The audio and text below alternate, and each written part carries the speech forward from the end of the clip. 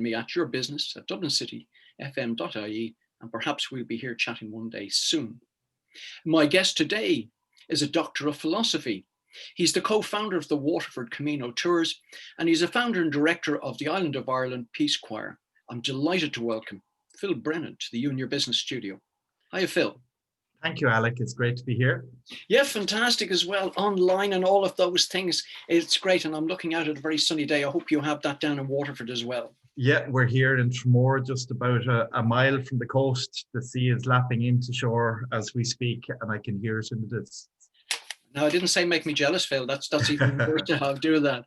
Well, as you know, I take everybody on a little trip back to their school days just to try and get a sample of where they're coming from and what was in their mind. So let me take you back to your last year in school.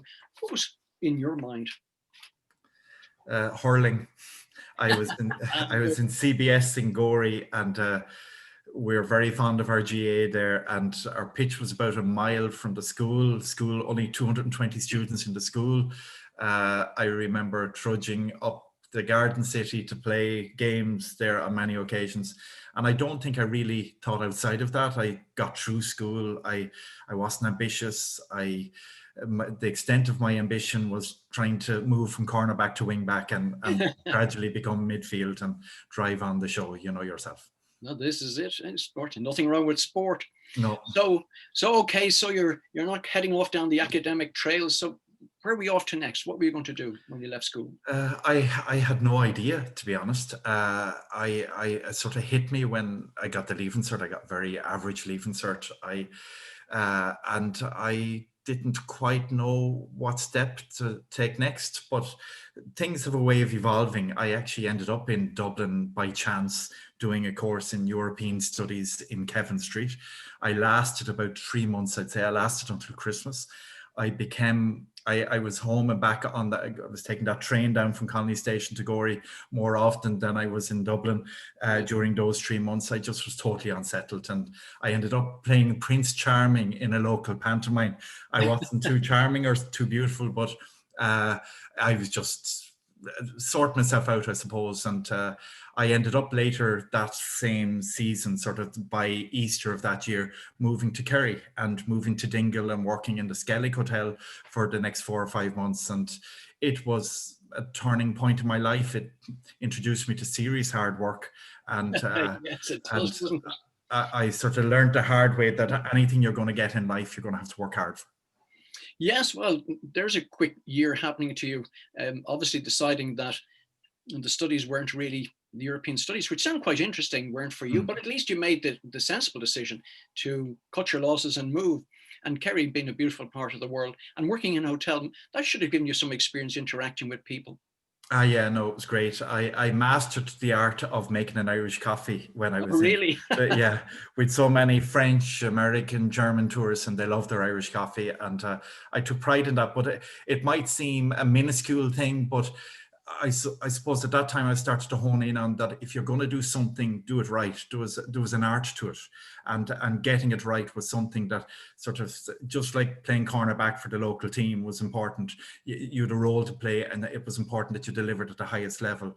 I think the Irish coffee became more than just an Irish coffee. I love the sprinkling at the end. I love to get the balance of the sugar, the cream floating on top, that it never seeped down. You know yourself, But something else happened over those few months. Yeah, I got to meet a lot of people. I was night porter one day. I was a tour guide the next day. There was an eclectic mix of things that pushed me beyond my comfort zone. And it was busy. I think I was doing nearly 90 hours a week. Wow. Yeah. But I remember doing night porter. A funny thing happened, actually. I was working so hard, I put my washing in the sink, but I left the tap on.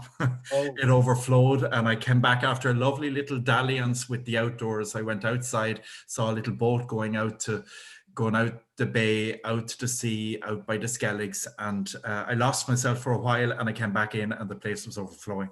So I never quite told the owners that, but maybe that contributed to the hotel going into liquidation 2 months later. Well, it's a bit of a stretch, but you could say you might have been a contributing factor. Yeah, there were socks floating everywhere. That's all I'll say. Oh, wow. Oh, listen, we all make mistakes. Once you learn from them is the main thing. So obviously then you're out of a job and probably not carrying a lot of cash in you. What's on your mind next? What are you going to do? Yeah, in the middle of all that, my sister was traveling to Lourdes to work with children, special needs children, children that had had their own challenges to carry in life. And she asked me would I go out and be a carer for the weekend. There was a team of people, 13 or 14 young kids and helpers, and there was a doctor and a nurse with each group. And that had a profound effect on me. Not so much the religious side of Lourdes, but there was a spiritual vibe that I loved in the evening when I'd sit by the river and sit up on the wall on my own, away from the crowd, away from the noise.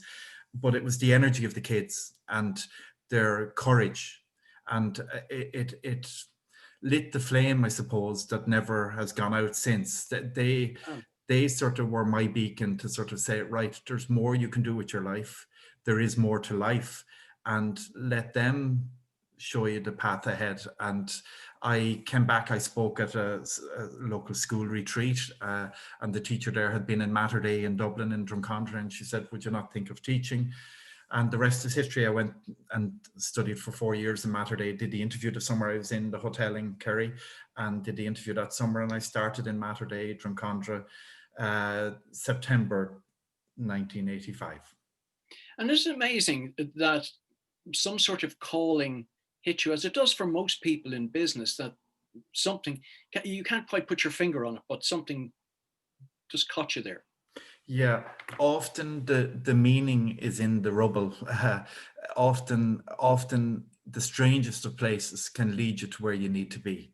And it wasn't so much Lourdes as the people I shared that odyssey with. Those, and without being over sentimental, because it was more Sure. than sentiment, it was something deep and profound. They tapped into something that was in me waiting to come out, and I never looked back, and it has shaped everything that I've done since. Yes, it's amazing. I suppose for a lot of us out there in society in general, we don't understand people like yourself and those who find that sort of spirit within them to help so many disadvantaged, unfortunate people.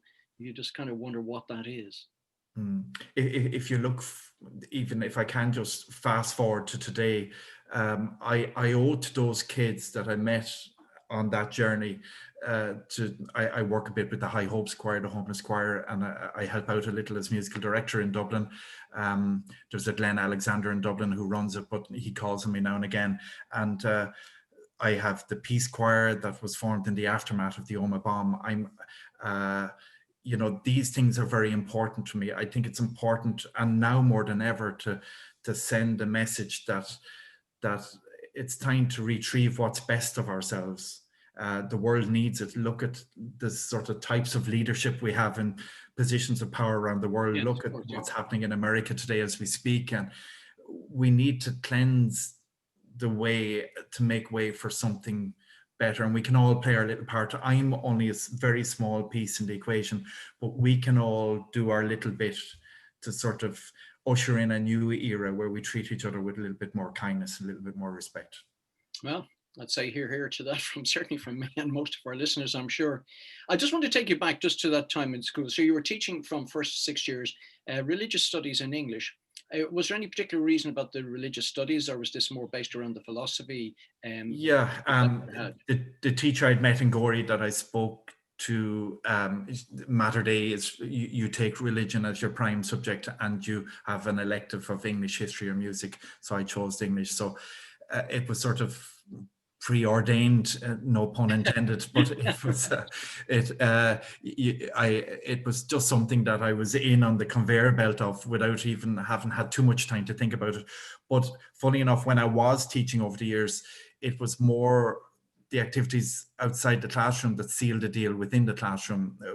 I started a peace and justice group in the school, and encouraged the students to sort of, in a religion class, to bring religion outside the boundaries of the classroom. So they Sure. visited a old people's hospital every Tuesday night. They highlighted issues of injustice around the world, from East Timor to Burma to Northern Ireland to our own doorstep in Waterford, and put a spotlight on people of hope within those situations. So you can see there's something starting to happen, I suppose, outside the boundaries, and the religion became important. But English was equally as important. I prided myself in being the best English teacher I could be, in putting a value on each student, especially the weaker students, and helping them rise those steps and work their way up. And I always, it's a discipline that may have gone back to the hotel in Kerry, but anytime I took up a set of copies, the students knew it would be back with them the next day, and they knew at the end of their essay or their little assignment that there would be a page of comments. And it was always sort of sandwiched with there might be positive at the start and at the end, and in the middle suggestions, so as not to put them down. So teaching became more than just a career. It became something that was really important to me. Yes, and I mean, these various sort of stepping stones were to lead on to later life, which we'll come on to in a few minutes. But in the meantime, you had another distraction as you were dragged off back to a family business to have a look at things. Yeah, not quite dragged, pulled Okay. maybe, but there was an emotional heat Encouraged. there. Yeah, Encouraged. but I know the family, my mom and dad had ran a pub and restaurant in Gorey. They'd built it up very small, but it had got to the point where they were getting that little bit older and they needed a little support. And they asked, would I used to help out a bit over the summer, and my childhoods were spent in 64 in Gorey, but right then they needed me. So I took the break from teaching and I went home, ran the business, and had 2 really good years there, but and built it up as best I could and tightened the belt a bit so that it wasn't losing where it didn't need to lose. And we had a few good years, but I had a key decision to make, and that was if I wanted the pub life and if I wanted that for the rest of my life. And it didn't make me happy. All right. However, entrepreneurship wasn't far behind, though. You did find something that you had a real interest in. Yeah, I did. It was, and this happened more by chance. Gorey's only cinema closed in 1985, I think, and it was a one-screen, simple little thing, but it had worked well, and it was a real home for people within Gorey. It was something that had stood them, and Gorey was developing fast. It's really on the suburbs of Dublin now, as you know, and at that time I could see it, and I could see it needed a new vision for leisure in the town. It needed a new cinema. So over the next few years, I negotiated a site on the Courtown Road. I got into talks with different cinema operators, finally nailed down one, and Movies at Gorey opened in June 2010. So I was delighted to bring that in. I had other plans for the site, but things got a bit tricky financially at that stage. Yes, I mean, the cinema business was a tough one, certainly throughout the 80s in terms of bingo halls taking over most of these places, if I remember Yeah. correctly. And they kind of stripped out a certain element and spirit out of the town, where people came together. So you set it up. This was a 7-screen cinema, wasn't it? As well? Yeah, Movies at Gorey, they'd be in Dundrum as well, and it was brilliant to get them, and they backed it. They could see the potential of Gorey too, and they've kicked on. And I was happy at that stage to develop the site, build a cinema, and hand it over. They bought the site and they bought the cinema from me, and but the debts were accumulating. Now I wasn't rash. I was very prudential in the way I mapped out the business, but each piece was needed what went before for it to fall into place. And when you're bringing services to a site, when you've architects' fees, accountants' fees, consultants, engineers, the rest, that it was gathering momentum, and I was being sucked under. Carried along with the momentum. Yeah, it was. Yeah, I was carried through it, and I really felt I was suffocating a little with it. The good started to come out of it, and I felt the strain of it, to be honest.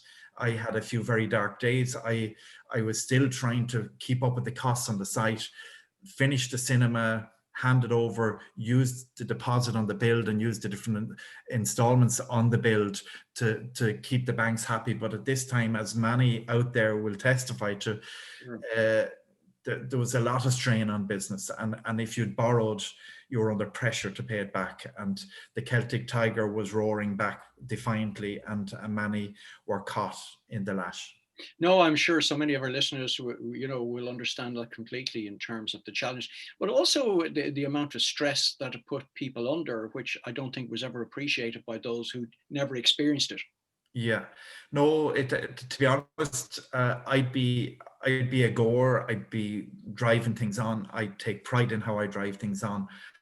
But it was like as if a counter movement came in to, it was like standing on a beach waiting for the tsunami to hit.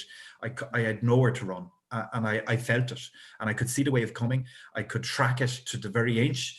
I could trace its speed, everything. But I knew if I ran inland, it would only totally, I'd nowhere to go. And drip step by step, I felt overwhelmed by it. And I have to be honest, I struggled to a point to even get out of bed, to face what was once an exciting venture, all of a sudden became very dark and very, the dark foreboding clouds kicked in fairly fast, and there was nowhere to hide. Isn't it amazing how something like that can suck all of the energy and the spirit out of you? Mm. And, and, and until you understand how to manage it, it becomes a very, very, deep challenge. These moments, though, are the defining moments, and they are for everyone faces them at some point in their life. Every one of your listeners out there, Alec, has had to go through a point in life where the unexpected arrived on their step, and they struggle to handle it. It comes in with a ferocity that you just don't always have the strength to, and you need to nearly go easy on yourself for a while. You need to nearly ease your way through that time of darkness, and you will find something inside you to get you out the other side. That's where the secret is. And I had to, because whilst I had great friends, whilst I had a brilliant family, whilst I had great achievements, the cinema was opening, everything was, as far as the world could see, things were great. But underneath, I had to find something to get me through this. And I found it the hard way, but it did come. Good. There was a nice little light story in the middle of that, where you ran into potential competitors, and how they had a slight influence on your life. Uh, yeah. Yeah, this is very interesting. It's only a little microscopic moment, but Yeah. sometimes the minuscule small moments say everything. When I was teasing out ideas for the whole site, not just the cinema, but everything around it, I went to Tato World and Ashburn, I think, and I met some of the Coils, and I couldn't get over how generous they were with their advice, with their guidance. I could have been a competitor. Now, I was no threat to them. They probably knew that. But in my own little way, I was going down a path that they had gone down. But far from sort of concealing their treasure to themselves, they were very forthcoming with advice. And I never forgot them. I spent 3 hours with them, but I never forgot their message. Their message, I just was inspired by them, because I just feel that sometimes if we're in a world that tends to, you're better to keep stuff to yourself and make it your own way, when in actual fact they were making it at speed, but in a way that was generous to people around them. And I admired them for it, and it taught me something. I think the true spirit of entrepreneurship has always been around, and leaving aside the greedy ones, there are people who genuinely are only too happy to see others get along, and if they're a part to, and they have a part to play in that, only too happy to do so. Yeah, just another little thing, Alec, from that time. Sometimes you need the breaks, and sometimes you need the dice just to fall favorably for you. Tesco in Gorey were just on the corner on the outside of the Courtown, on the Courtown Road, and they'd planned, and I got great news, they were moving in on the field next to mine. So I had an inner relief road designed into my field. I'd byways into their field. The whole thing was brilliant. And in an instant, they changed their mind and they went into Gorey. And you can't, I was powerless over that, but it had a huge bearing. I think little things can decide your fate, and you can do I was going to use language I shouldn't use, but you very little say in it, and you just have to dust yourself down and kick on. And there came a point where I needed to nearly get out for my own sanity and for my own peace of mind. And I was glad I did when I did. No, you did. But a game of tennis was to change your future for you. Yeah, I had a little bit of success in a local interference tournament with a student, and a past student of mine. She'd since gone on to lecture in Cork, and she just said, "Phil, you've done so much." I said, "At 42, is that it?" And she said, "No, kick on now. There's more. If I can do a PhD, you can." That's your next challenge. And she just ignited something in me, and I just said, I'll go back, I'll give it my all. So I did a master's, transferred over with a Viva halfway through, and completed my PhD. It took 4 years. It was 5.5 days a week of solid to the grind work, but I got through it. And I was delighted when I came out the other end, because I had something that no one could take from me. I had something that held the key to what I go on to do for the rest of my life. So, I mean, I'd be underestimating to say it became a distraction, but more, it actually replaced what had been lost to you in terms of success and all of the things that you had Yeah, aspired. that's a good observation, Alec. It did it, and don't forget, like, I was still dealing with banks. Getting out is not straightforward. It took, I'd say, 5 years. I was still waiting on a retention on the build of the cinema that the banks in turn were waiting on, and these things were arduously slow. It just, and so when I was studying, I was still getting calls from the site that the pump for the sewerage had broken down, and the Electric Ireland were looking for payment, and the whole thing was still going on in the background. But what the PhD gave me was a new purpose, a new spring to my step, that no matter what the stuff was I was dealing with back on that site, that I had something greater to work towards now. And I think that was the key. I needed to switch focus. I needed to tap into something that excited me again, and that gave me the will to get out of bed and drive on. And I did that, and I never looked back. I mean, I think you're demonstrating the true art of entrepreneurship, in the sense that most of us who are in that world, when we sort of lose the passion for something, we recognize it and move on, rather than hark back and, as they say, spend days of quiet desperation. I love that song, actually. You know, Christy Moore's song, "There's a Quiet Desperation Coming Over Me," but it's beautiful. We used to sing it with the High Hopes, actually, and there's one member of the High Hopes who's since passed away, Darren, who used to sing it with such soul. I think many people settle for lives of quiet desperation. They settle for less than what they really have. And if there's someone out there listening and saying, God, I wonder, should I take that first step? Believe in yourself, just back yourself. There's more in you than the world might see. You know it, back yourself. Yes, I totally agree. I'm bull of us to that one. I certainly agree with that. So this new project, where was this going to take you to now? I finished, when I finished my PhD, it was, without getting into it too much, it was looking, went right back to those children I met in Lourdes, and it was looking at what I zoomed in on was the energy, the indomitable spirit of people on the margins, the voice of the voiceless, the people living in the shadows. So I looked to Latin America and to the areas on the margins within Ireland for my inspiration. And I saw at grassroots a whole new movement of people, an energy. My interest over the years had been through the choir, in playing in churches, and as a religion teacher, obviously, I was, even back in that day, I was encouraging the students to articulate a new way of being church.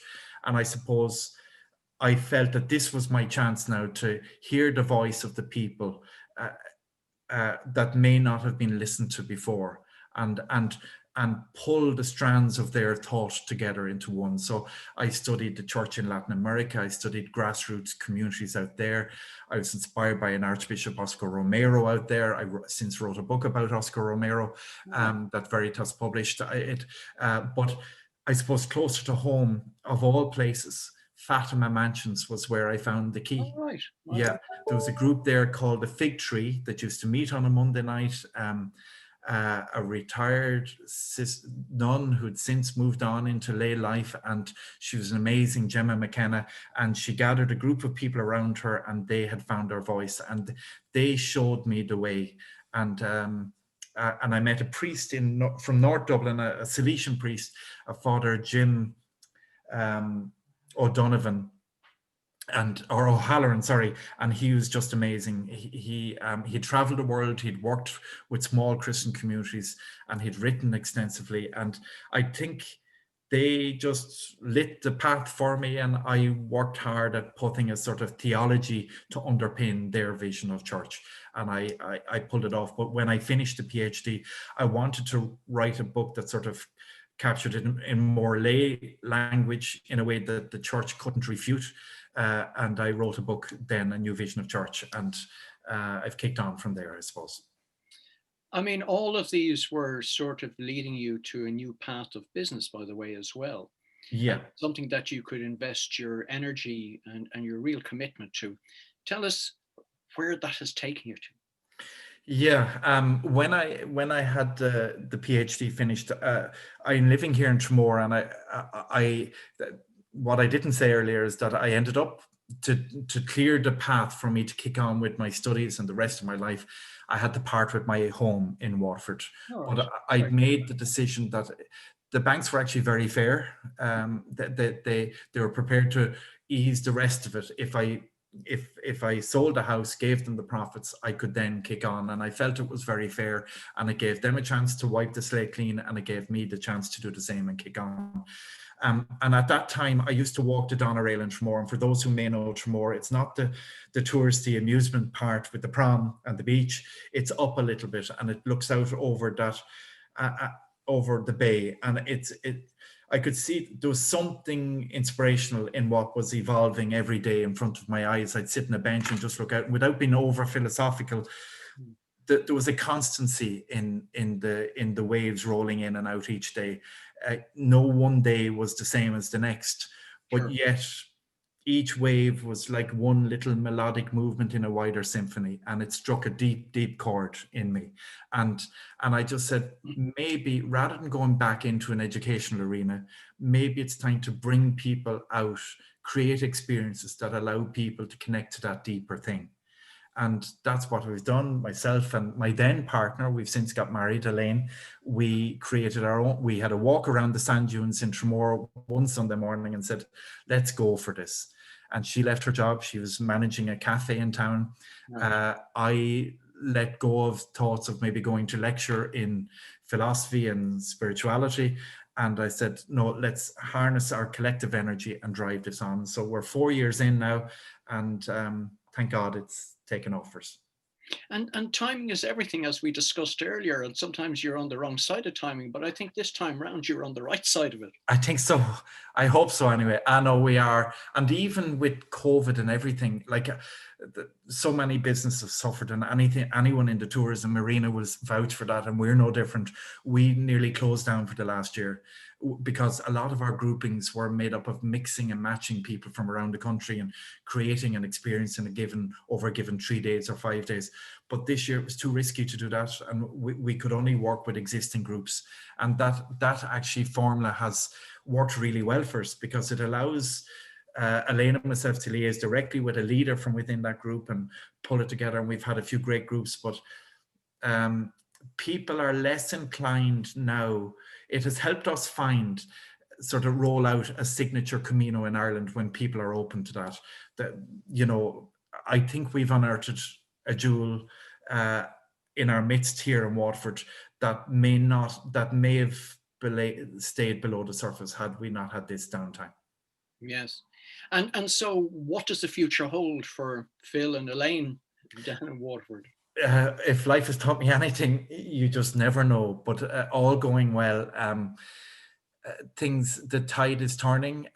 We seem to be. We've carved out St. Declan's Way Camino experience, which will be walking the path of St. Declan, which predates the Camino in Spain by over 400 years. So at a time when people are sort of saying, well, do I need to go to Spain or Portugal or Italy or France to do a Camino?